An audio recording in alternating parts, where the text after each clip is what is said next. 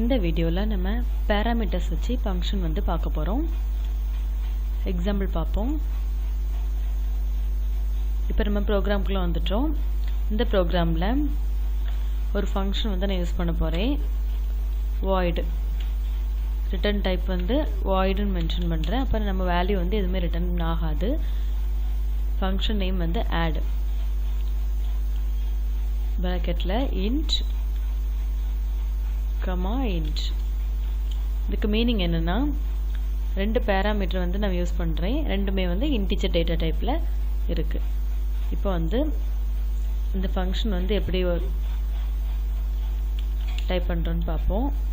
Void function name ப்ராக்கெட்டில் int வேரியபிளோட name comma int வேரியபிளோட நேம் ஓப்பன் பிரேஸ் கர்லி பிரேசஸ்க்குள்ள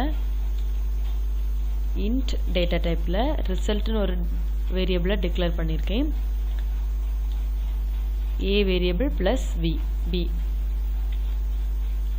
இப்போ நம்மளுக்கு ஏ வேல்யூவும் பி வேல்யூவும் ஆட் ஆகி நம்மளுக்கு வந்து ரிசல்ட்னு ஒரு வேரியபிளில் ஸ்டோர் ஆகும்.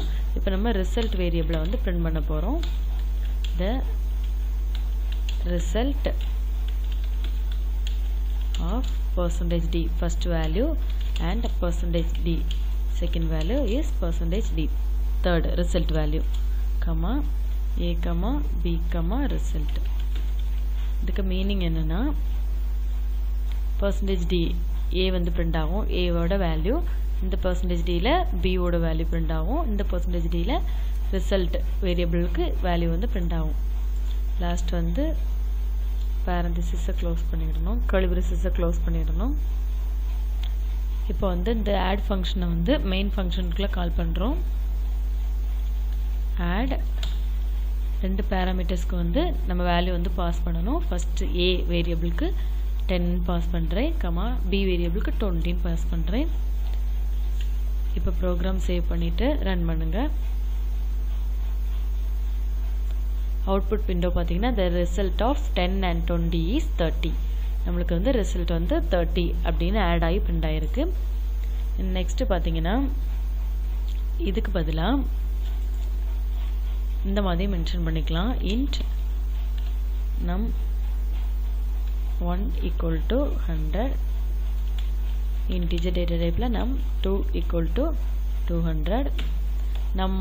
நம்பர் 1 நம்பர் 2 வேரியபிளுக்கு ரெண்டு வேல்யூ வந்து இனிஷியலைஸ் பண்ணிவிட்டு, ரெண்டாவது இதில் வந்து நம்ம ஜஸ்ட் அதை மென்ஷன் பண்ண போதும். இப்போ சேவ் பண்ணிவிட்டு ரன் பண்ணுங்கள். சேமாக தான் ஆன்சர் வரும். First value second value add பண்ணி தேர்ட் வேல்யூ வந்து ரிசல்ட் வந்து பிரிண்ட் ஆகும். இந்த மாதிரி நம்ம ஃபங்க்ஷன்ஸில் வந்து பேராமீட்டர்ஸ் யூஸ் பண்ணி எப்படி பாஸ் பண்ணுறோம் அப்படின்னு பார்த்தோம். இந்த வீடியோ யூஸ் பண்ணி நம்ம எப்படி ஃபங்க்ஷன் வந்து பேராமீட்டர்ஸ் யூஸ் பண்ணி ஃபங்க்ஷன்ஸ் வந்து ஈஸியாக கேதர் பண்ண முடியும்னு பார்த்தோம். இந்த வீடியோ உங்களுக்கு யூஸ்ஃபுல்லாக இருந்துச்சுன்னா சேனலை சப்ஸ்கிரைப் பண்ணுங்கள்.